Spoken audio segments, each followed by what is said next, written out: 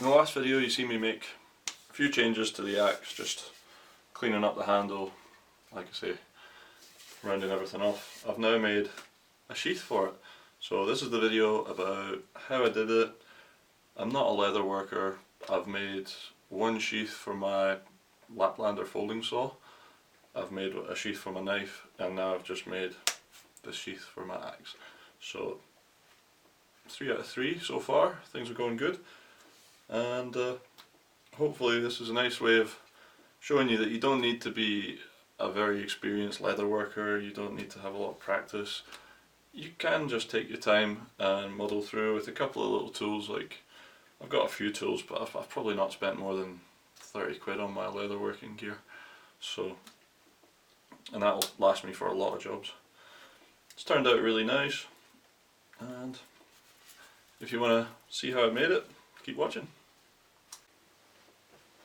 Right, so the things you're going to need to build this sheath are all right here. This is everything I used today. So starting off, obviously you got a big piece of leather that's big enough for your template, a pen to mark it out, a knife to cut it out, some Leatherworks artificial sinew, so it's not full on sinew, it's just synthetic stuff, and kind of waxy thread. Once you get one roll of that, it'll probably last you your whole lifetime. Some lock thread for the rivets, some glue for the leather, your pop studs, and a little tool to press them down with, or hammer them down with, your rivets, a screwdriver for them. You don't actually need this, but it's just nice for going around your edges and stuff like that. It just takes the edges off. You also, again, don't need this. This is just for spacing your stitching out evenly. You could just use an awl. And you're going to need some needles. The needles, I've actually got 2 big needles here, and when I first started I thought, yeah, use the big needles. But recently I've actually been using these mid-size ones, and I find it's just a lot easier because the hole you're making tends to want to close over. So although you're making a big hole with that, it kind of starts closing over as soon as you make it. So having those smaller needles means you can just slide it through, and you're not fighting with the leather. Like, you shouldn't really have to push it through and use pliers and things like that to pull it out. But that's it. Oh, and a drill, because I don't have a leather punch. If you have a leather punch, that's a much better option. But I just use a drill with, well, a slightly oversized drill bit, because, like I say, you drill the hole and the leather tends to shrink around the hole straight away after you drill it. So mess about on a bit of scrap, make sure you got the right size drill bit. But that's pretty much it. Okay, so just kind of mark that. And start cutting it.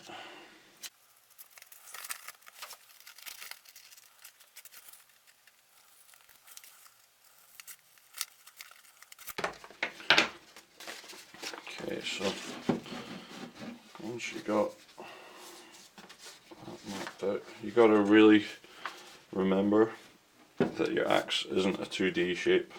So when you fold it over, you don't just fold it over and cut it, because there's a little flat spot up here which you got to take into consideration.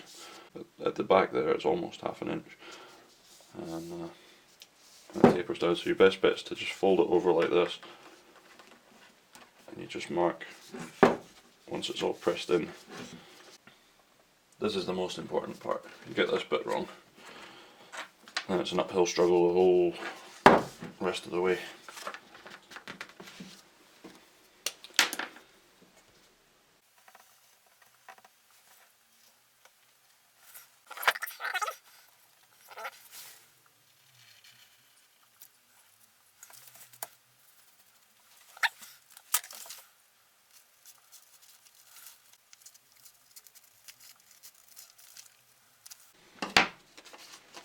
And that's it.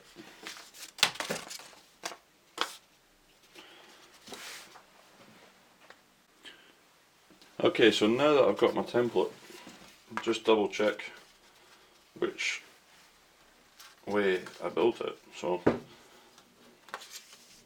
folding it around like that. So the white side is the outside, that kind of blue dotty side, that's the inside, and that's what we mark with, because you know that's basically the size of the template, because if we were to mark on the outside we'd end up making a smaller sheath. So flip it around to the blue side. I've got the inside of the leather there, and we just find a place that fits good. Try and save as much leather as you can for the other random jobs.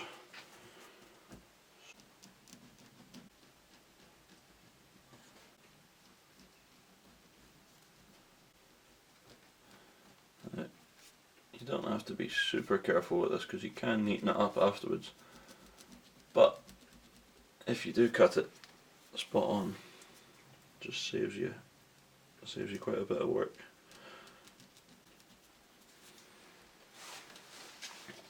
Okay.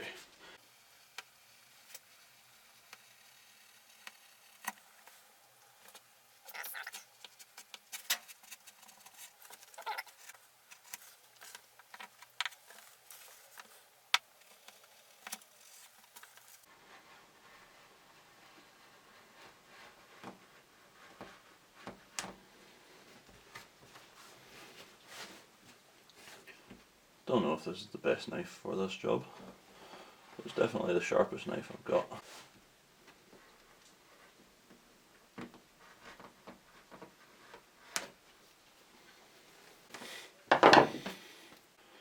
Looking good so far.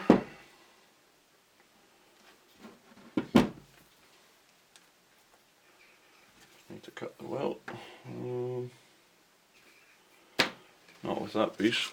I've got some other scraps here.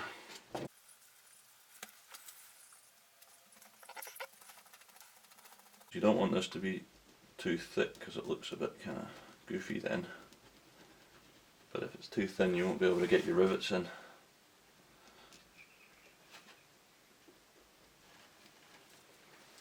Or even worse, the rivets will hit the actual edge if your axe ever goes down. So that's never a good thing.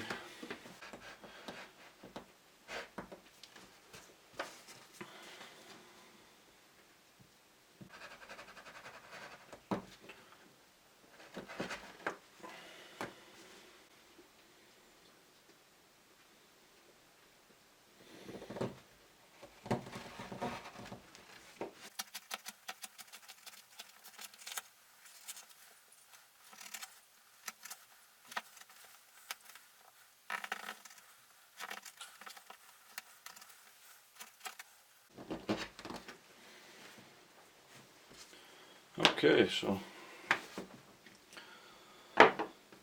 that's gonna, oh, hang on.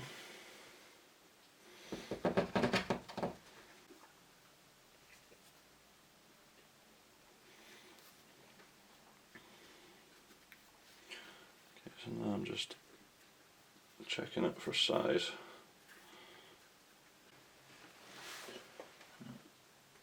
Just taking the corners off here. You can do this with a knife.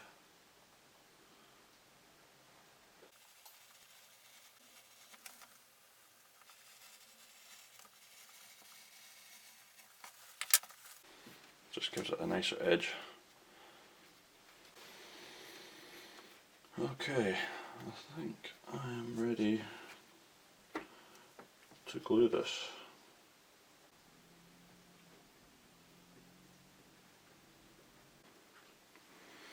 Once you've left this to, well, get ready to glue, you just place it on, bit of firm pressure. You know what, I don't like that wee bit. I might just trim that off before we get any further, because I just see that starting to poke down and things like that, because I won't be able to get any stitches in that pointy bit. Cool, so leave that for a minute. People say you're not supposed to drill leather. It works for me. Right, so I got this off an old saddle or something like that. It's something to do with horses. My friend's got a horse, and this is going to be my strap for securing it. Now, this drill bit's a lot bigger than the rivet, but you'll find when you drill leather, it doesn't make a hole as big as the drill bit. I know that sounds crazy, but well, try it on a bit of scrap and you'll see. There's my wee hole for drilling.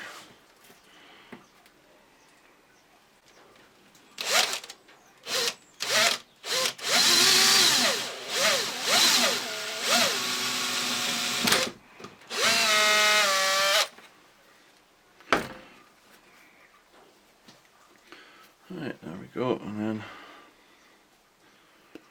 yeah, see that only just fits through. So, something I am going to do, which is highly recommended, is, because this bit goes on the back here and it rubs against the axe head, you shave that down so that you've got a little crater for that to sit in, and it just puts a lot less strain on everything.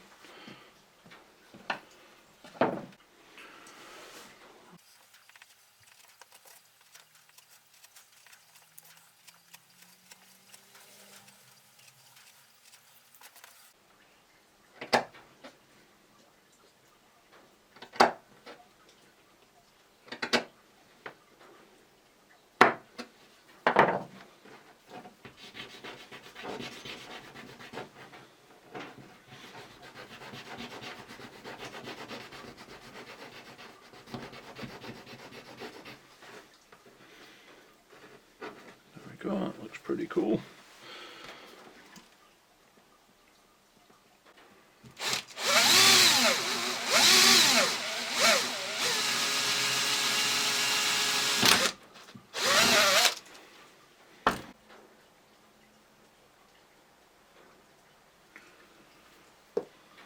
There we go.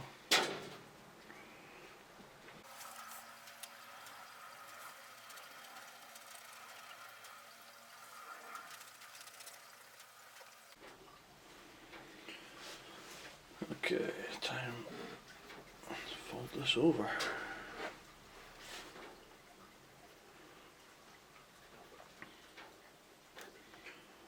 So, like I say, you really want to make sure that the welt is proud. See there, it's quite proud, but that's great because it means we can trim it down and everything's all smooth then on the end, which is really what you want. Now, something I'm going to do just to set this is I'm going to put it in my vise. Okay, so that's been about 15 minutes, something like that. As you can see, looks pretty good. So, back to the table. Now that it's all glued, I'm just going to trim that welt a little bit because I don't want my stitching to be, you know, skew. I want it to be, well, in the right place.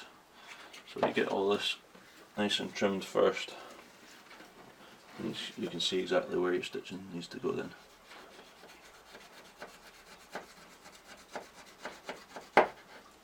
Not a lot to come off.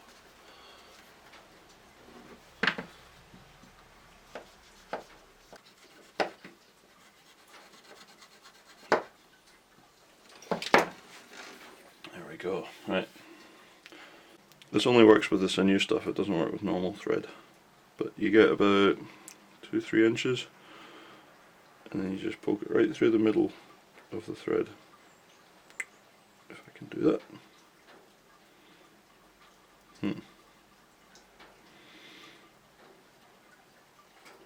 There we go.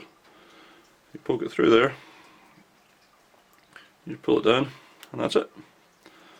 That'll hold pretty tight. It won't hold if you're like yanking it with a pair of pliers, but if you make your holes the right size, you shouldn't need to pull the needle through with a pair of pliers.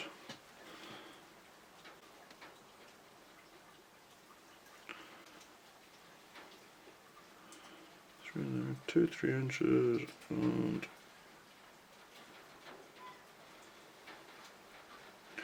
try and make sure you get it right through the centre because it just makes it that extra bit stronger.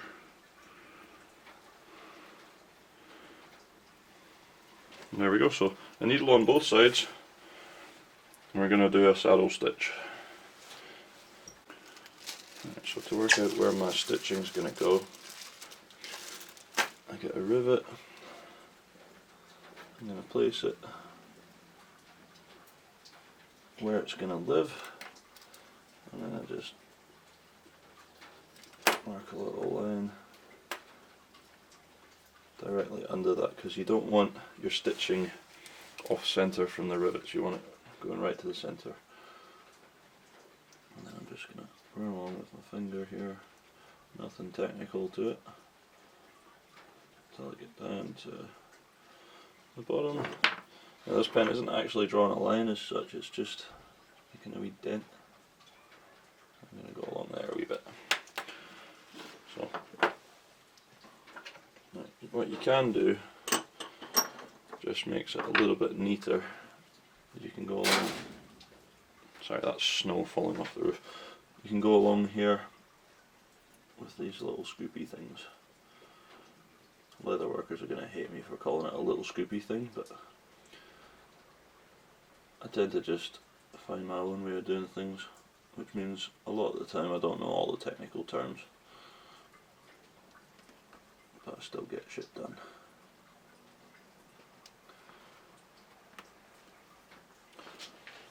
Take a groove out of there, and we're going to do 4 along here, so just mark it there so I don't go too far.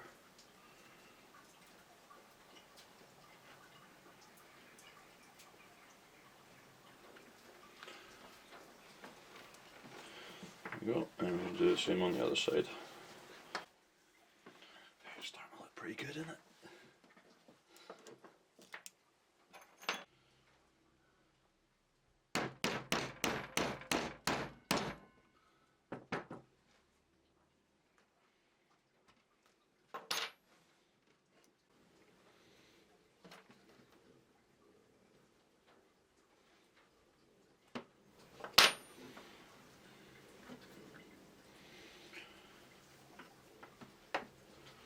Something you got to do before you start drilling or start sewing is drill your rivet holes, because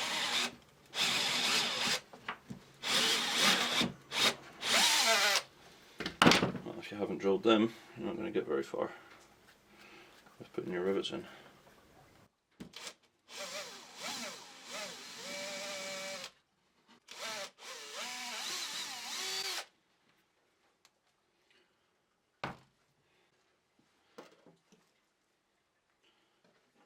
Let's start stitching. Do like 3 stitches at a time, because if you make all your holes, by the time you get to the last holes, they tend to close up on themselves. And it's just one through one side.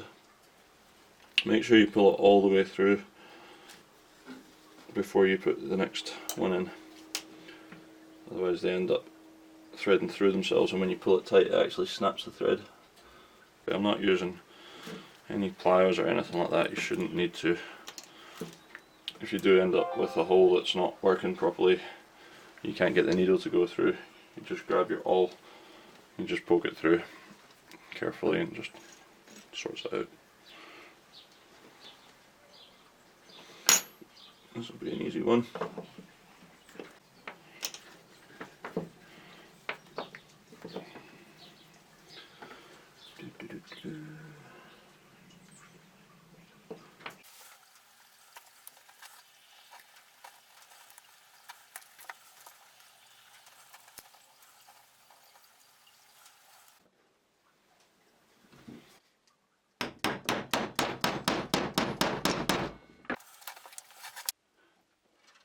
Right, so I had a change of plans. I didn't like this, it was too thin. I put it on, had everything finished, and I just thought, well, I'll show you what it looked like That was on there. It came round. And it looked like that, which was lovely. It was really nice. But see this stud? It just sticks out past the leather. So I went back to my leather box and started rummaging about, and I found this piece. So that's going to be much better, I think. It's twice as thick. So decided just going to strip that off. That's the brilliant thing about these being like threaded, is that it was simple to take off. Like that Loctite hadn't really set yet, so just took it out. I'll just make a new one, stick it in, job done. So let's get to it. Okay, first I'm going to round this off. So I don't have a lot of spare, so I'll try and save as much as I can.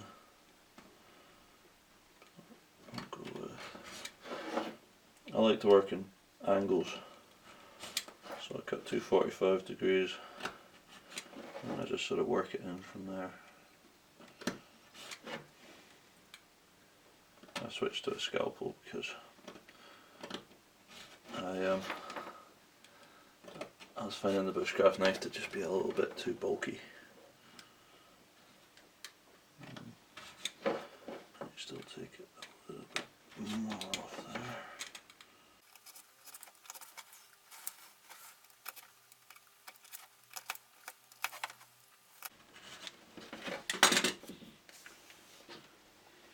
Looking good. Make a wee hole exactly where I want it.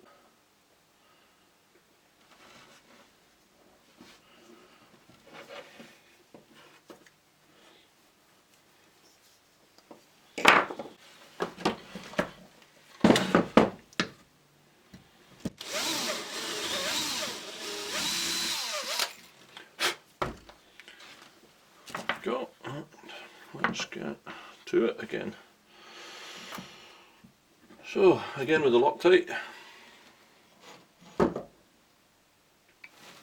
there it is.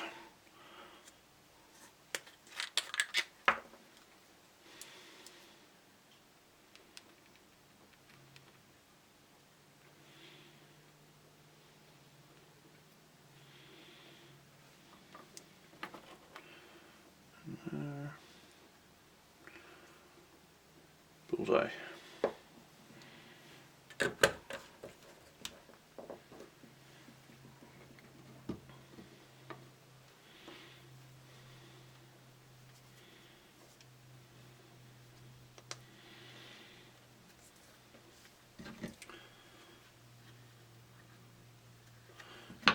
Before I put that on, always good to just burnish the ends when you've cut them, because it's supposed to have a little wooden thing, burnishing tool, but to be honest, just rubbing it on the table also works. It kind of spreads it out a bit more, but I've never found it to be a big problem.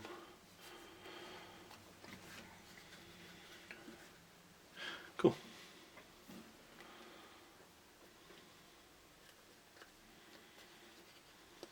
That goes in there.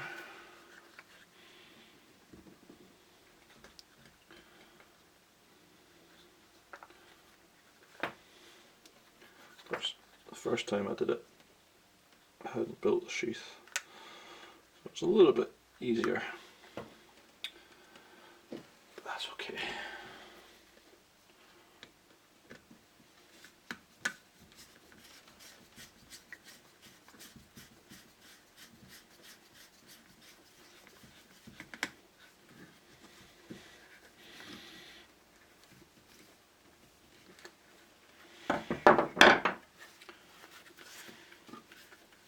There we go. Now, just put that on there. Important to pull this really tight to get that mark, because the leather will stretch over time. And I just push it down really hard. And that, don't know if you can see that, but gives us a nice little impression there, exactly where we need to drill. So again, use the awl to just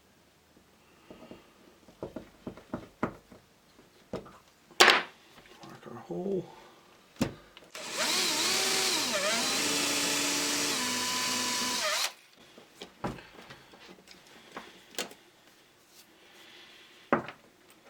This should just be as simple as finding the right one of these. So that's that one, and not that one. What you really don't want to do is put the wrong one on. Yeah, there we go, so that goes on there.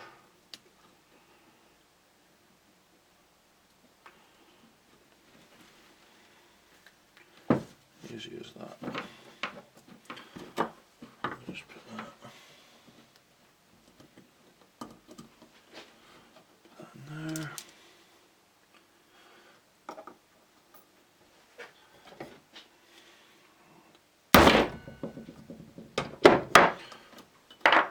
Good firm hit is all you need. Yeah, that's much better. I'll just trim this off.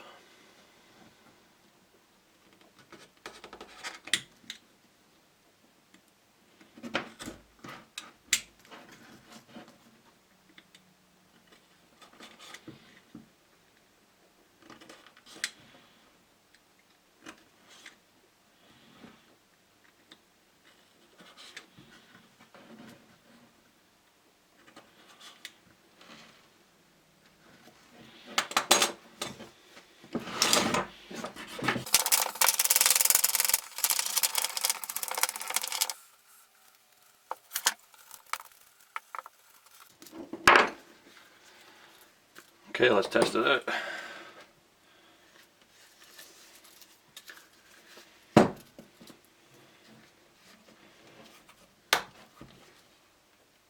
That's awesome.